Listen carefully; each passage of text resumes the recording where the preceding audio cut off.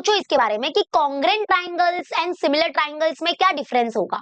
जैसे अगर मैं आपको एक क्वेश्चन पूछती हूँ कि what is congruent triangle, let me know in the comment section. Congruent triangles क्या होते हैं और सिमिलर ट्राइंगल्स क्या होते हैं। अभी बहुत बच्चे क्या बोलेंगे, अरे मिस जो ट्राइंगल क्या होते हैं कॉन्ग्रेंट है वो कॉन्ग्रेंट ट्राइंगल्स, और जो ट्राइंगल सिमिलर है वो है सिमिलर ट्राइंगल्स।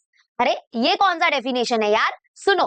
कॉन्ग्रेंट ट्राइंगल्स मतलब ऐसे ट्राइंगल्स जिनका शेप एंड साइज दोनों सेम होता है, जिनका शेप एंड साइज दोनों क्या है, अगर क्या है सेम है तो वो हो गए कॉन्ग्रेंट ट्राइंगल्स।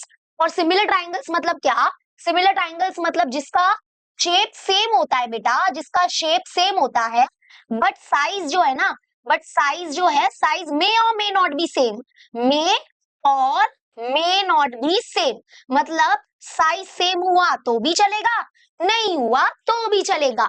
मतलब कॉन्ग्रेंट ट्राइंगल्स मतलब ऐसे ट्राइंगल जिसका शेप साइज दोनों एग्जैक्टली सेम होना चाहिए, और सिमिलर ट्राइंगल मतलब जिसका शेप सेम होगा बट साइज मे और मे नॉट बी सेम, यानी कि सेम हुआ साइज तो भी चलेगा, नहीं हुआ तो भी चलेगा। अब आपको इसमें कुछ समझ में नहीं आ रहा होगा, थोड़ा एक एग्जांपल से समझाती हूँ।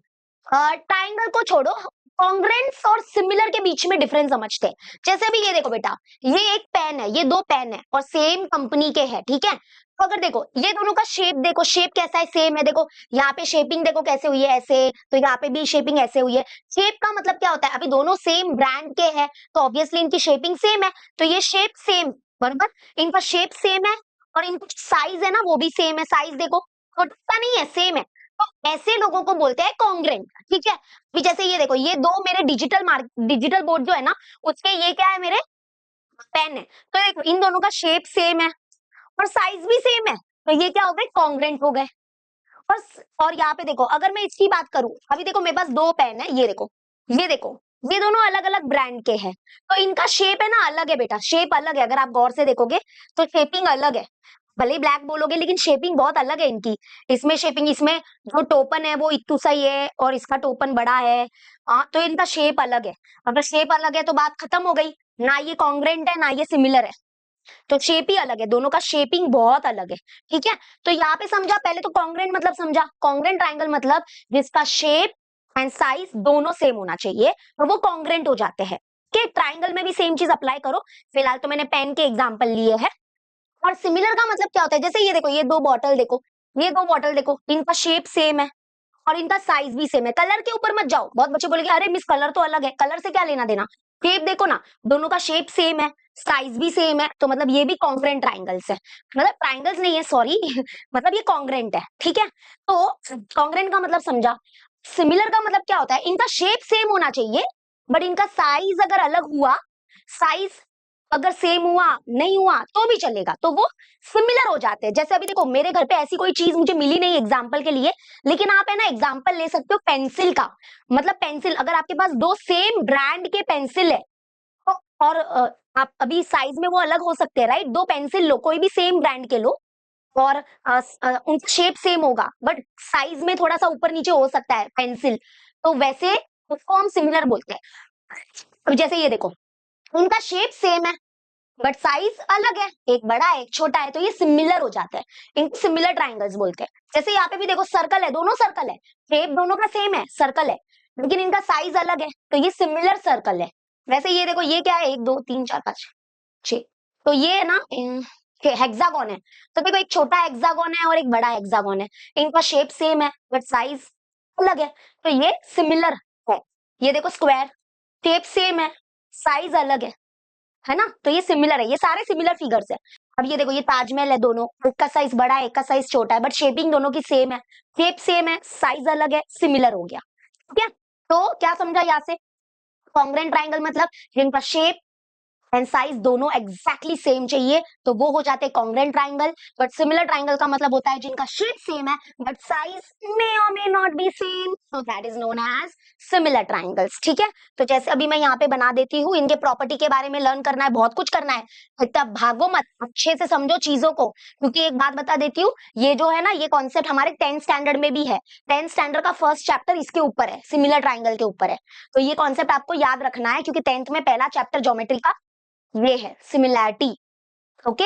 हाँ, तो ये देखो, ये ट्राइंगल है, इसको मैं कॉपी कर देती हूँ, इसको मैं कॉपी करके उधर पेस्ट करती हूँ, ठीक है, तो ये देखो, इसको मैंने कॉपी किया और इसको मैं पेस्ट करूंगी, क्योंकि कॉन्ग्रेंट ट्राइंगल का मतलब होता है शेप एंड साइज दोनों सेम होना।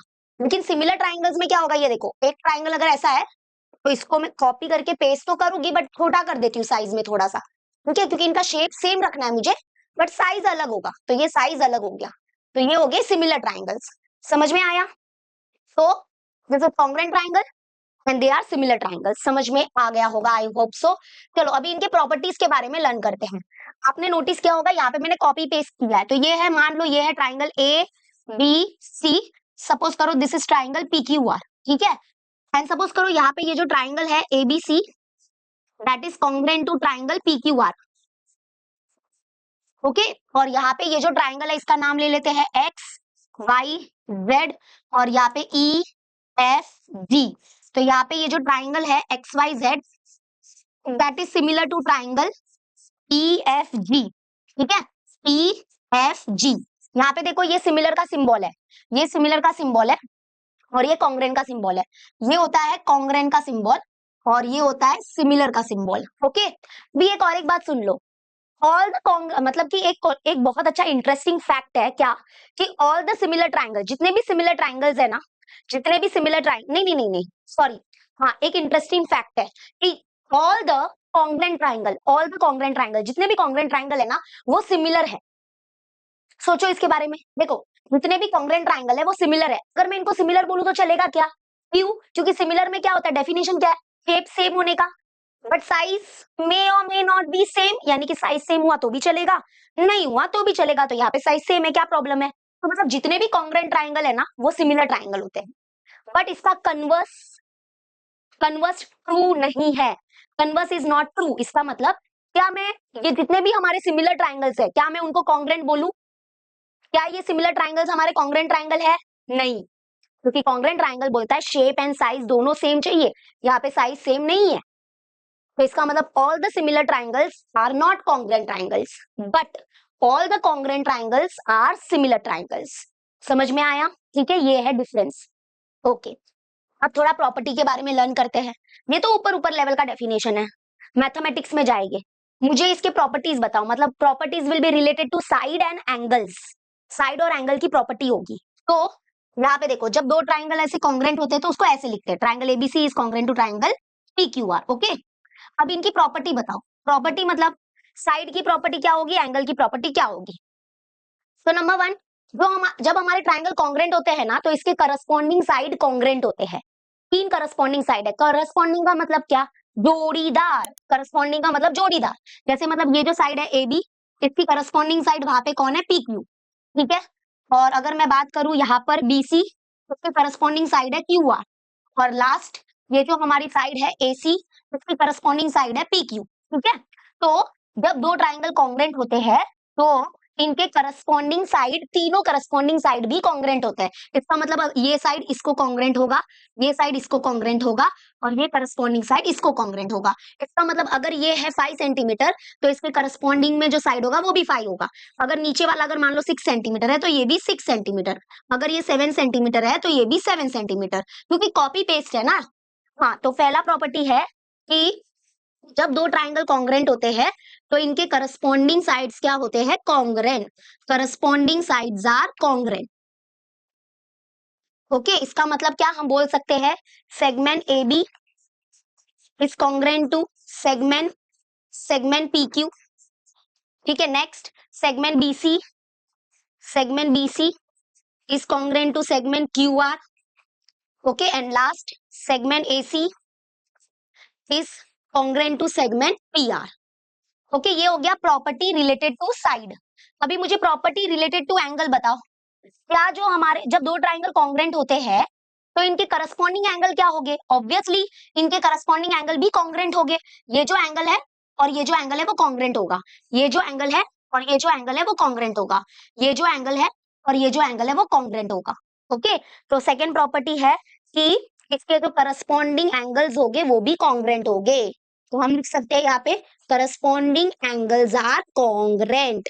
करस्पॉन्डिंग एंगल्स आर कॉन्ग्रेंट, यानी कि हम बोल सकते हैं angle A will be congruent to angle P, angle B is congruent to angle Q, angle C is congruent to angle R, corresponding angles are congruent. तो ये रही प्रॉपर्टी।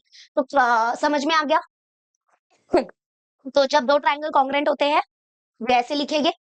अच्छा, और एक बात, आप लोग ने ये 8th स्टैंडर्ड में किया है, आप लोग को पता होगा कि ऑर्डर बहुत इंपॉर्टेंट है। ऑर्डर बहुत इंपॉर्टेंट है मतलब अगर हमने ऐसे लिखा है ट्राइंगल, ये ध्यान देना, ये बहुत इंपॉर्टेंट है। अगर मान लो मैंने पहले ट्राइंगल का नाम लिखा है एबीसी, तो triangle ABC is congruent to triangle, अगर हमने ऐसा लिखा triangle ABC is congruent to triangle QPR लिख दिया, अगर मान लो मैंने पीक्यूआर नहीं लिखा है, मैंने पीक्यूआर नहीं लिखा है, मैंने क्यूपीआर लिख दिया, तो ये गलत है, दिस इज गलत। ये गलत क्यों है? क्योंकि यहाँ पे बहुत इंपॉर्टेंट है। यहाँ पे जो ये ए वर्टेक्स है, वर्टेक्स, इसका रिश्ता किसके साथ है? पी के साथ है। तो अगर यहाँ पे फर्स्ट पोजीशन पे ए लिखा है, तो यहाँ पे फर्स्ट पोजीशन में कौन होना चाहिए था? पी होना चाहिए था उसके साथ। और यहाँ पे जो बी का रिश्ता है वो किसके साथ है? क्यू के साथ है। तो अगर यहाँ पे सेकंड पोजीशन में क्यू लिखा है, तो यहाँ पे सेकंड पोजीशन में क्यू चाहिए था, क्योंकि ये गलत है मतलब। और जब सी लिखा है तो सी के साथ आर लिखना है, सी के साथ आर होना चाहिए। चलो, सी के साथ आर तो बरोबर है, लेकिन ये दोनों गलत हो गए। तो ये गलत, ये ऑर्डर बहुत इंपॉर्टेंट होता है। जब आप दो ट्राइंगल को कॉन्ग्रेंट बताते हो ना, बीच में कॉन्ग्रेंट लिखते हो ना, तो आपको इसके जो वर्टेक्स है ना वो ऑर्डर में लिखने हैं। हाँ, अगर कोई बच्चा बोलेगा कि मिस हमने अगर मान लो इधर बदली किया तो उधर भी बदली कर सकते हैं, हाँ वो चलेगा। मतलब अगर चेंजेस करना है तो दोनों तरफ करो। जैसे ये राइट है, अगर मैं बोलूं triangle BAC is congruent to triangle QPR, तो ये चलेगा। कैसे चलेगा? क्यू, क्योंकि देखो बी का रिश्ता किसके साथ है? बी का रिश्ता किसके साथ है? क्यू। तो अगर बी फर्स्ट पोजीशन में है तो यहाँ पे क्यू फर्स्ट पोजीशन में है, ये राइट है। आगे ए, ए का रिश्ता किसके साथ है? पी, तो ए का रिश्ता पी, तो ए और पी सेकेंड पोजीशन पे लिखा। सी और आर, तो सी और आर लास्ट। तो ये राइट है। अगर चेंजेस करना है तो दोनों तरफ चेंजेस करो। समझ में आया? तो ये ध्यान रखने का कि ऑर्डर इंपॉर्टेंट है। चलो, तो ये हो गया कॉन्ग्रेंट ट्राइंगल के ऊपर, ठीक है। तो this is the property of side and angle. अब 3.2 में टेस्ट ऑफ कॉन्ग्रेंस भी है। टेस्ट ऑफ कॉन्ग्रेंस किसके लिए काम आएगा? सम सॉल्व करने के लिए काम आएगा। जब हमको दो ट्राइंगल को कॉन्ग्रेंट बताना है ना, तो वो टेस्ट ऑफ कॉन्ग्रेंस है। There are 5 test of congruence. तो वो मैं बाद में 2 मिनट बाद रुको बताती हूँ। पहले हम इसके बारे में भी डिस्कस कर लेते हैं कि जब दो ट्राइंगल हमारे सिमिलर होते हैं, सिमिलर, तो इनके प्रॉपर्टीज यानी कि इनके क्वालिटीज के बारे में थोड़ा समझते हैं। पहले तो जब दो ट्राइंगल सिमिलर होते हैं तो कैसे लिखते हैं? ऐसे लिखते हैं। और यहाँ पे भी याद रखना, यहाँ पर भी ऑर्डर बहुत इंपॉर्टेंट है, ठीक है। एक्स, एक्स ई, वाई, एफ, जेड, जी। तो जब दो ट्राइंगल सिमिलर है तो इनकी क्या प्रॉपर्टी होगी? साइड की प्रॉपर्टी क्या होगी और एंगल की प्रॉपर्टी क्या होगी? क्या लगता है? इनके करस्पॉन्डिंग साइड, करस्पॉन्डिंग मतलब ये एक्स वाई का करस्पॉन्डिंग साइड ई एफ है, वाई जेड का करस्पॉन्डिंग साइड एफ जी है, एक्स जेड का करस्पॉन्डिंग साइड ई जी है। तो इनके करस्पॉन्डिंग साइड कॉन्ग्रेंट हो गए क्या? नहीं, दिख तो नहीं रहा है क्योंकि साइज तो अलग है। मतलब अगर ये 5 सेंटीमीटर है तो वो 5 तो नहीं लग रहा है ना। तो मतलब करस्पॉन्डिंग साइड्स आर नॉट, यहाँ पे तो कॉन्ग्रेंट नहीं दिख रहा है मुझे। क्या होगा? कुछ तो रिश्ता होना चाहिए ना।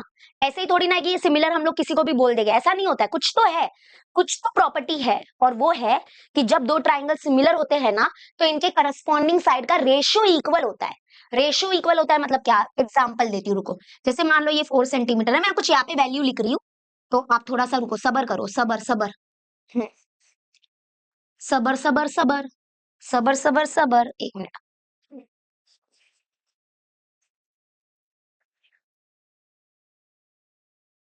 अरे अरे अरे अरे अरे, हाँ हाँ। तो यहाँ पे देखो मैंने कुछ वैल्यू लिखा है, ठीक है। पहले एंगल की सॉरी, पहले साइड की प्रॉपर्टी देखेंगे, फिर एंगल की प्रॉपर्टी बोलो। तो क्या लगता है कि इनके करस्पॉन्डिंग साइड का क्या प्रॉपर्टी होगा? तो मैंने अभी बोला कि इनके करस्पॉन्डिंग साइड का रेशियो इक्वल होगा। तो यहाँ पे हम लोग प्रॉपर्टी लिख रही हूँ मैं, ratio of corresponding sides, ratio of corresponding sides are equal, ratio of corresponding sides are equal. इसका मतलब क्या कि जब हम ये साइड और ये साइड का रेशियो निकालेंगे, that is X Y upon E F का रेशियो निकालेंगे, that will be equal to Y Z upon F G, Y Z upon F G, and that will be equal to last corresponding side that is X Z upon E G. मतलब तीनों corresponding side का ratio equal आएगा। For example देखो, जैसे इसका और इसका ratio निकालो, क्या है वैल्यू इधर? 4, 4 डिवाइड बाय 2 करो तो 2 1 जा 2 2 जा 4, क्या रेशियो आया? रेशियो आया 2/1, बरोबर। तो रेशियो आया 2/1। अभी ये वाली करस्पॉन्डिंग साइड का रेशियो निकालो, दैट इज 10/5। तो 5 1 जा 5 2 जा, कितना रेशियो आया? 2/1। अभी ये वाली लास्ट करस्पॉन्डिंग साइड का रेशियो निकालो, 3/6, 3 1 जा 3 2 जा, क्या रेशियो आया? 2/1। मतलब सबका रेशियो क्या आ रहा है? इक्वल आ रहा है। तो जब दो ट्राइंगल सिमिलर होंगे तो इनके अंदर ये प्रॉपर्टी मिलेगा ही मिलेगा। आप बोलोगे अरे मिस रेशो इक्वल नहीं आए तो सिंपल है भाई, वो दो ट्राइंगल सिमिलर थे ही नहीं कभी। और ये नहीं है कि रेशो 2/1 ही आएगा हमेशा, रेशो कुछ भी आ सकता है, मतलब शायद 2/3, 2/3, 2/3 या 5/2, 5/2, 5/2, वो तो डिपेंड करता है वैल्यू के ऊपर। बट मैं क्या बोल रही हूँ, जब दो ट्राइंगल सिमिलर हो गए ना, ये उनकी क्वालिटी है, ये उनकी प्रॉपर्टी है, क्या कि उनके करस्पॉन्डिंग साइड का रेशो आपको इक्वल मिलेगा। तो जो तीन करस्पॉन्डिंग साइड है ना, उसका रेशो इक्वल मिलेगा, समझा? ओके, अभी आते हैं नेक्स्ट एंगल की प्रॉपर्टी को देखते हैं। एंगल क्या होगा, इनके एंगल्स कॉन्ग्रेंट हो गए क्या? Yes, yes. जब दो ट्राइंगल सिमिलर होते हैं ना, तो इनके करस्पॉन्डिंग एंगल कॉन्ग्रेंट हो गए, मतलब angle X will be congruent to angle E, angle Y will be congruent to angle F and angle Z will be congruent to angle G. Yes, angle में कोई भी बदलाव नहीं आएगा, एंगल्स कॉन्ग्रेंट होंगे। एंगल का वैसे भी कोई साइज से लेना देना नहीं होता है। अगर यहाँ पे आप प्रोटेक्टर रख के देखोगे तो ये जो एंगल होगा, ये जितना एंगल होगा, इसका भी एंगल उतना ही होगा। प्रोटेक्टर रख के विजुअलाइज कर सकते हो अगर दो ट्राइंगल सिमिलर है तो, ठीक है। तो सेकेंड प्रॉपर्टी है कि इनके जो करस्पॉन्डिंग एंगल्स होंगे वो क्या होंगे, कॉन्ग्रेंट। तो करस्पॉन्डिंग एंगल्स आर कॉन्ग्रेंट, ठीक है। जब दो ट्राइंगल सिमिलर है तो इनके करस्पॉन्डिंग एंगल्स कॉन्ग्रेंट होंगे। इसका मतलब angle X will be congruent to angle E, angle Y will be congruent to angle F and angle Z will be congruent to angle last G. समझ में आ गया? तो ये था दोनों के बारे में। अभी समझा दोनों को साथ में कराने का रीजन।